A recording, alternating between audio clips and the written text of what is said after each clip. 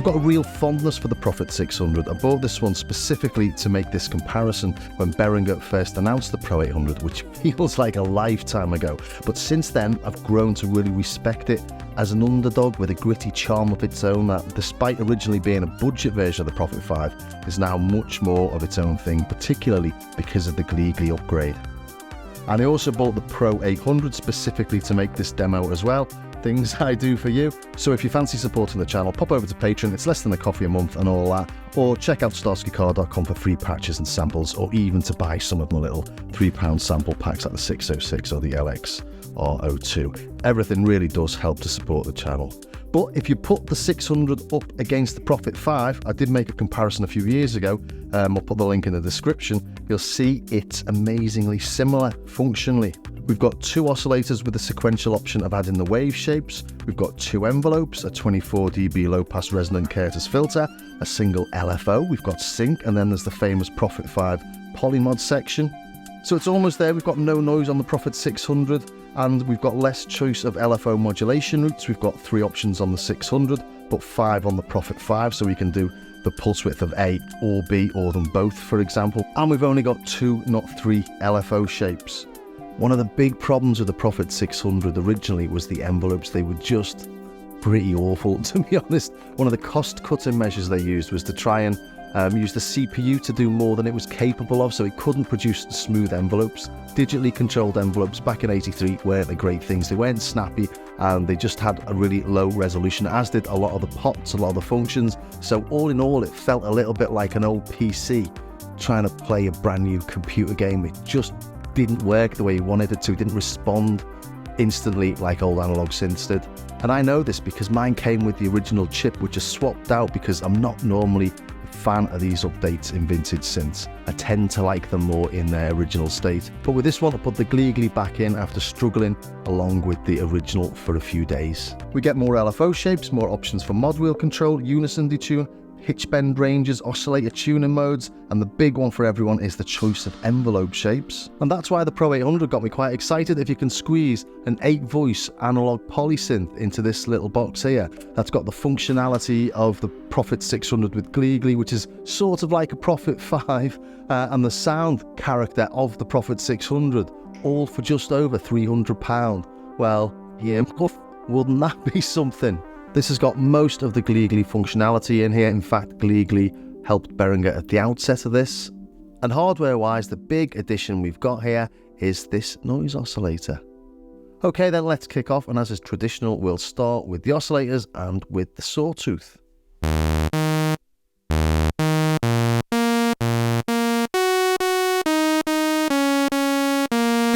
And they sound really close, don't they? And looking at the oscilloscope on those. We've even got those funny little bits on the very edge of the waves. Right at the top left-hand corner there, you can see that sort of fuzzy bit. But looking at the frequency analysis, we do have a bit more roll-off on the Behringer than we've got on the Prophet. If I go to a really low note,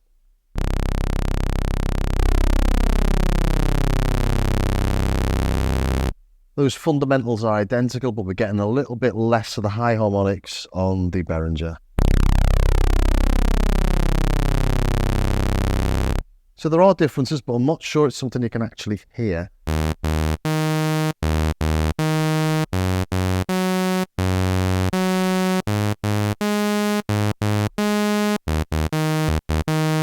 I'd really struggle telling one from the other there.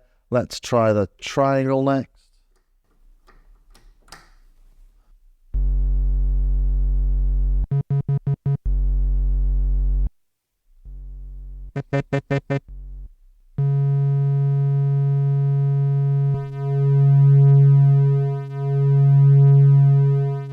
Few more of those little intermediate harmonics on the Prophet 600, I think.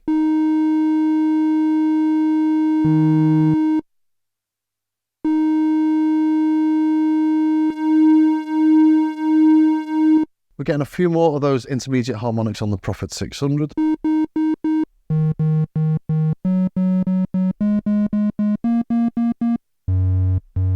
but they are pretty similar. But wouldn't pick it out and say it doesn't sound anything like it. There aren't that many harmonics in a triangle to get excited about. So let's try the square. And again, like on the sawtooth, like on the triangle, the wave shapes look identical.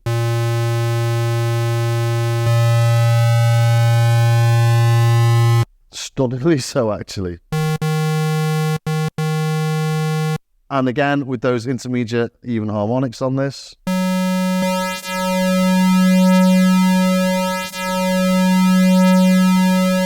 I can get them almost identical. Behringer's definitely moving round a little bit more, and I've noticed that with a few of these Behringers.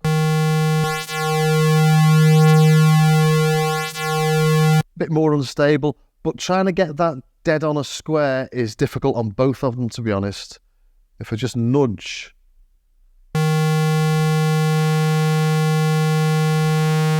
Trying to get it back to that almost zero is really, really difficult, and it is on the Prophet as well.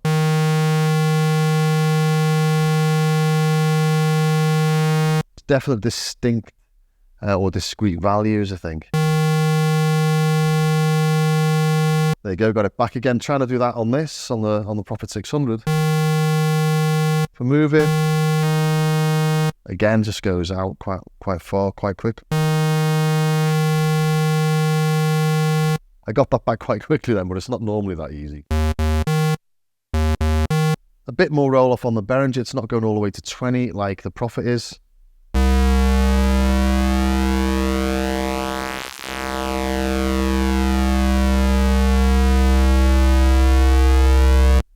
That's only reaching 19.5 maybe, but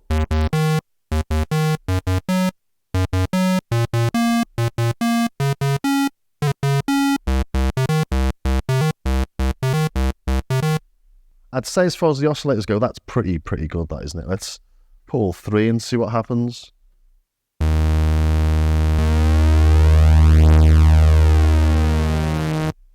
All looking really close, isn't it?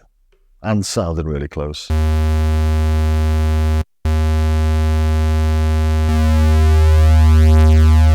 Pulse width wise though, 600 goes through 0, but on the Behringer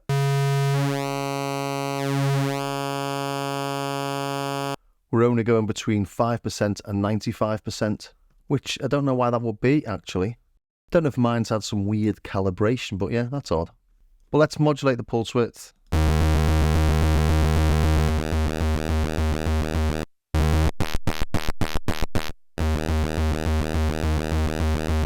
No, that's as much as we can get from the Behringer. Doesn't go through 0 again, bit weird. Okay, let's move over to the filter and we'll start off again with a sawtooth. No lack of bass or no lack of volume when you turn the resonance up.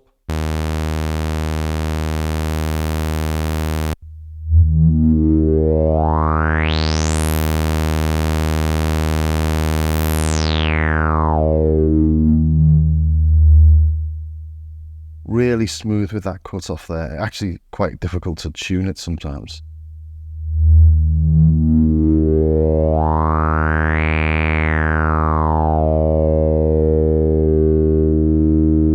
And that's the same for both of them.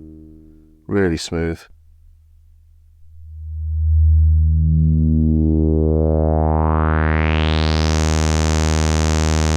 And you'll notice there that's stopping at about 7 kilohertz. We'll turn the sustain up and the envelope amount up, and up we go.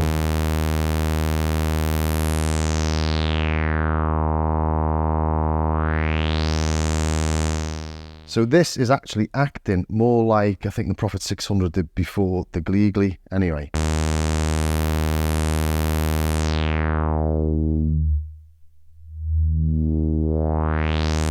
We can do the sweep with the envelope amount. But we are getting stuck there at about 19 kilohertz.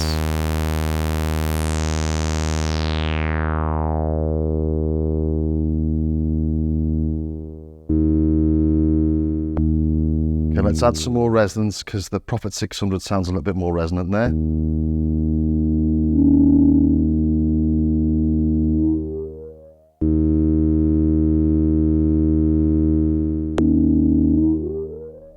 And we're getting that little a bit of envelope there because we had to play with that in order to get them to sound the same.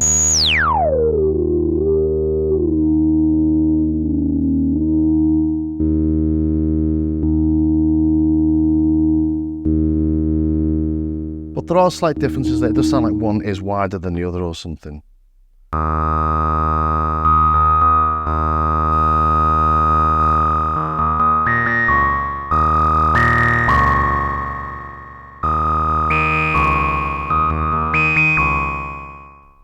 So we're not a million miles away, are we?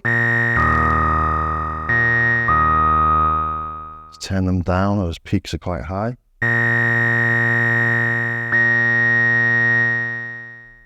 And I'm not sure whether it's because they keep sort of going slightly out of tune with each other, but I do find the Prophet is a little bit dirtier somehow.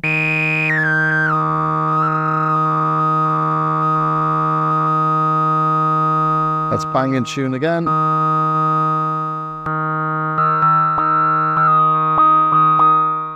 So that's them both doing the same thing.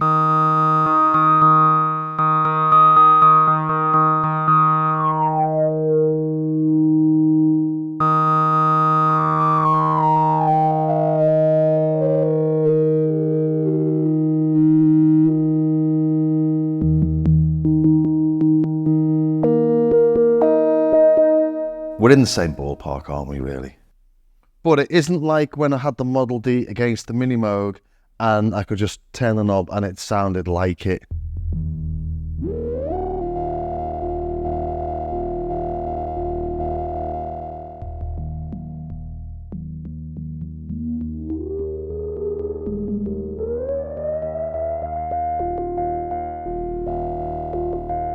So, having said that,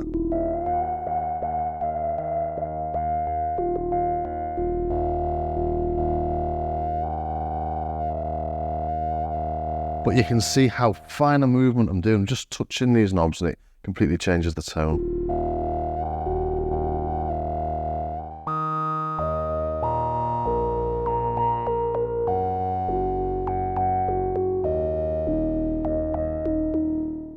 Yeah, pretty close, aren't they? You wouldn't be upset if you received a Prophet 600 and it sounded like the Behringer, I don't think.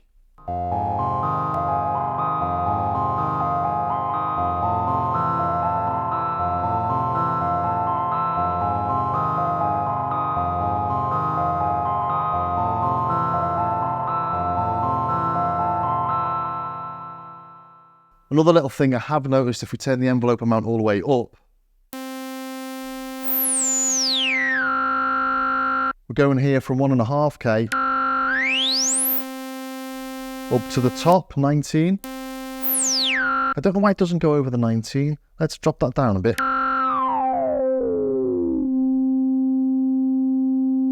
What's that, just under 300?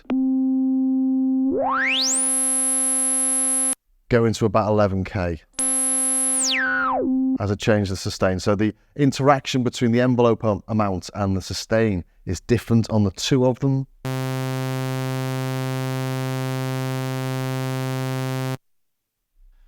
Now I've got that turned up full, so the resonance is way over 20 kilohertz.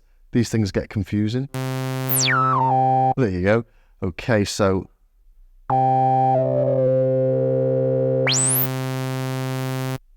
it's just different the way it works, or the way they interact together. So with the Prophet 600, the sustain itself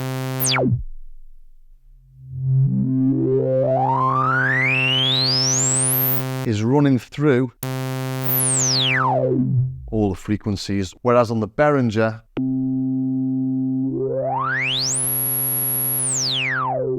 it's got a much more limited range. And I've been noticing this as well while I've been making patches. If I create a patch that's got a lot of envelope control over the filter, we're going all the way from 20 kilohertz down to the bottom. I can't get the same range of modulation from the Behringer. Make it slower again so you can see it happening.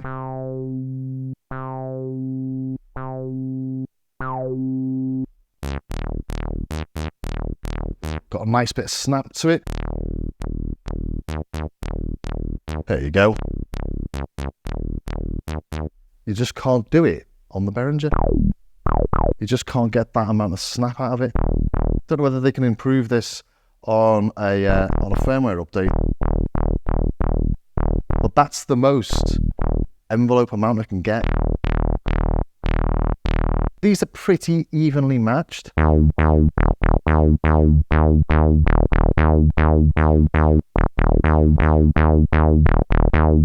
Not identical, but the point I was trying to make is I can whack this envelope on the Prophet 600 up a lot more.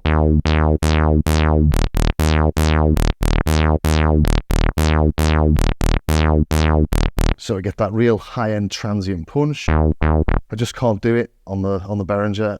Envelope amounts on maximum. So maybe a firmware update is needed. Hopefully they can do it on a firmware update, because that's a big part of the sound to me, that snap.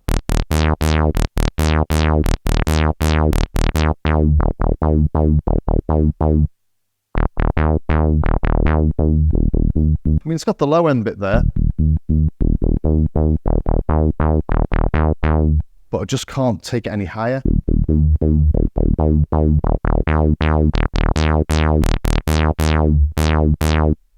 And increasing the frequency,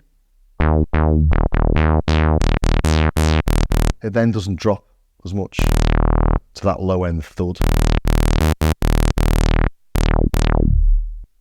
So I didn't mean to look at all that there, but I was trying to look at the filter, and then I realised that trying to match them, the sustain levels, the envelope amount, everything's a little bit different. And then that popped out.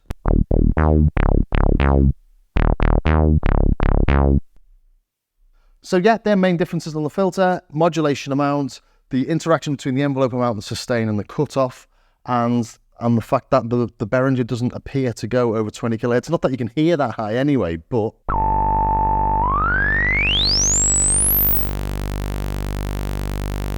you can see it's maxing out there at 20.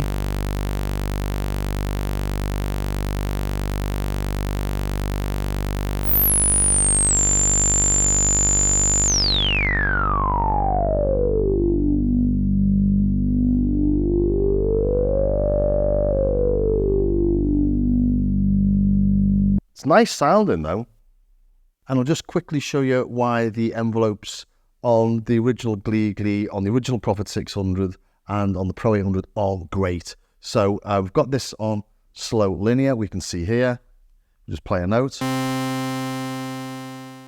It just cuts off that release. Put it on slow exponential, it should be better.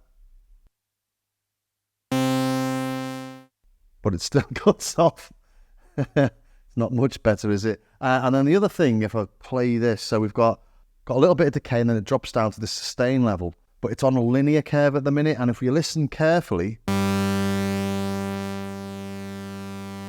it almost sounds like it drops, then comes back up again. I don't think it is. I think it just drops to a level and stops there. We can hear there, it sounds like it drops a bit and then perks back up. In fact, it does, doesn't it? And a recent upgrade of the Glee, I think it's the 2022 version, changes that. Here's a little graph explaining what they did. And essentially there's a linear curve on the Rev 1 and 2 of the Prophet 5 and an exponential curve on the revision 3. So they based these two envelopes on those two revisions of the Prophet 5 to make them better than the original Prophet 600. But last year they improved the linear one to make it a little bit more natural sounding.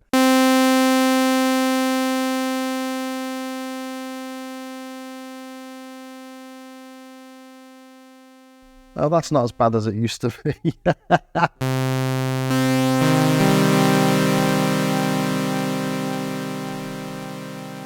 So this is on slow linear, I think, and it's fading out a lot better than it used to.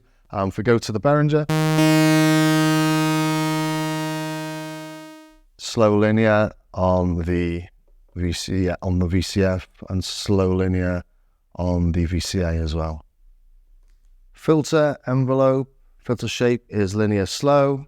So again, second envelope is linear slow. So it seems to me that the Pro 800 still with the 1.2.6, this is the latest version I've got on this at the minute, is still working to the older version of the envelopes.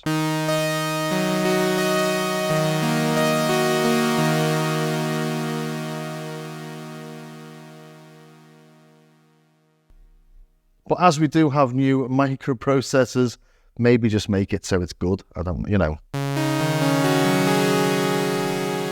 I could see why someone might want a replication of a Prophet 600, you know, if you're really dying for that sort of tone. But I just don't think that adds to the sound. I think it's a shame it's got those envelopes. But the Behringer is emulating the shoddiness of the Prophet 600 very well, but they're not identical to mine. So it's, you know, I can't really compare. But they're fine. I've got no issues with them being what they are. I just wish they were modern or more like an analog envelope. Okay, let's take a look at the polymod section. Let's take a look at some FM. Oscillator A, oscillator B, just showing you that they're the same on both. No, near enough. Tiny bit of tuning out.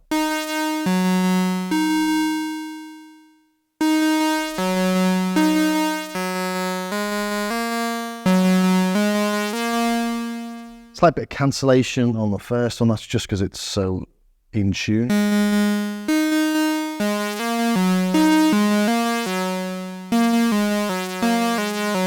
Effectively the same patch, a sawtooth and a square, and then let's modulate the sawtooth with the square.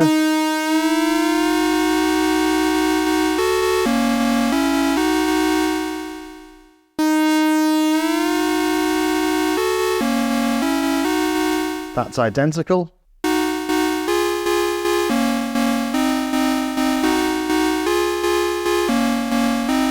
Those tiny differences are in the pulse width amount and the tiny bit of tuning and stuff, but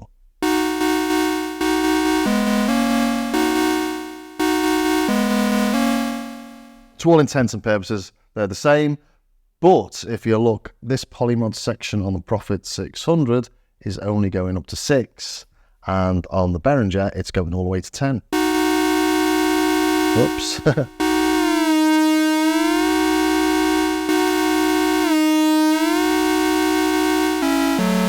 This can go up to 10. Behringer can't do that. That's as much as it'll go. I can't see any other way of changing that amount. So again, it's a strange thing, isn't it? With the filter, it was about the amount of modulation we're getting through the envelope, and on this, it's the amount of modulation we're getting through the polymod section. So yeah, it sounds identical, except for there's not as much modulation. And while we're using the modulation section, let's have a little play with sync. The amount of modulation is the same.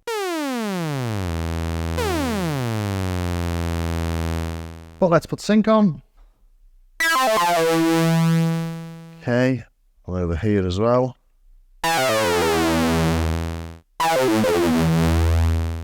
Sounds the same, doesn't it, really?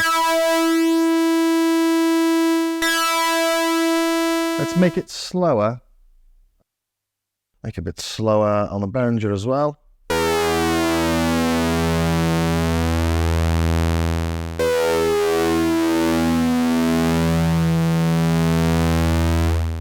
I'm just listening to the tone of that, really. I seem to be getting more harmonics or more variation in the tone from the Prophet.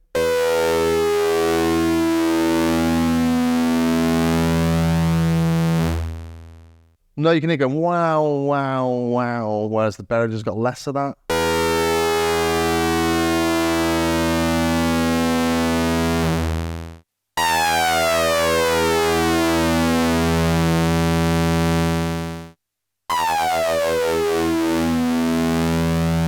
Yeah, now we've got a bit more variation in the tone. You're getting a lot more of that from the Behringer. Drop that down again.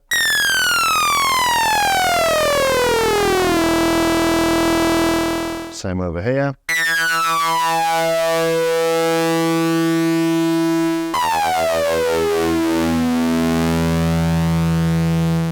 So they're pretty close as well. I don't think there's that much in that, is there?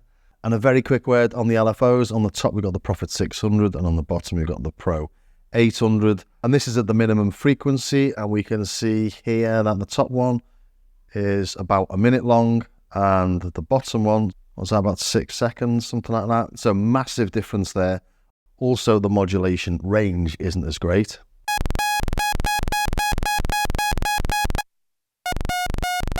And the highest frequency isn't as high.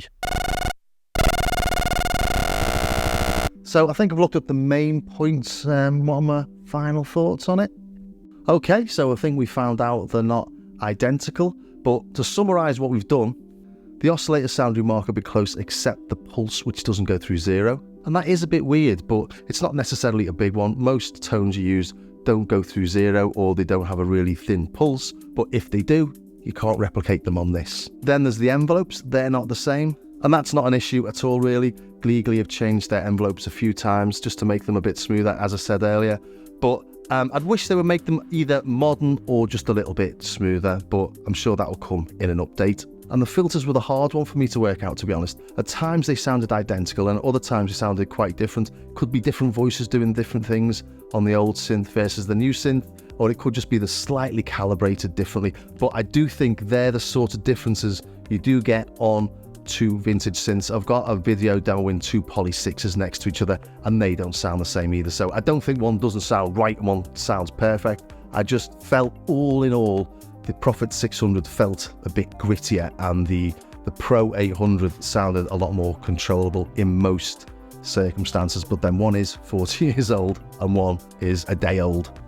But the filter modulation is a big one for me, and I really hope this can be fixed in a firmware update, because to me it's a big part of the sound, and I'm really quite shocked actually that no one at Behringer noticed that. I mean, I noticed it within having it for about half an hour, and it really confused me. It's why the filter section on this was maybe a little bit unfocused, because I couldn't work out why I couldn't get similar sounds. And then with the envelope modulation amount, the sustain, and the cutoff all interacting, sometimes you think you've done something wrong, and maybe I still have, but I just don't get it, to be honest. I don't get why nobody at Behringer found that, because it's a bit, as I say, it's a big part of the tone for me. Maybe they don't like those sort of tones, but I do. I think those nice, big, punchy, transient, going really deep style, almost Juno style tones are really part of the character. And then of course the polymod section sounds identical, but just doesn't have the range of the Prophet 600 either.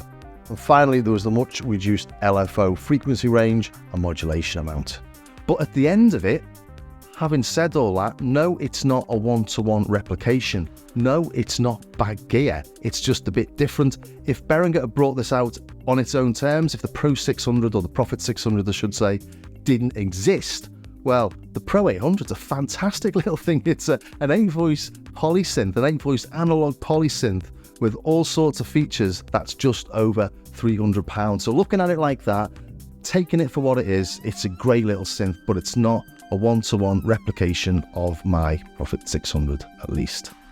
Well, I hope you enjoyed that. If you did, please think about subscribing, ring the bell, join me over on Patreon, all that sort of stuff. I don't like to ask, but it really does help to support the channel. And congratulations for staying to the end.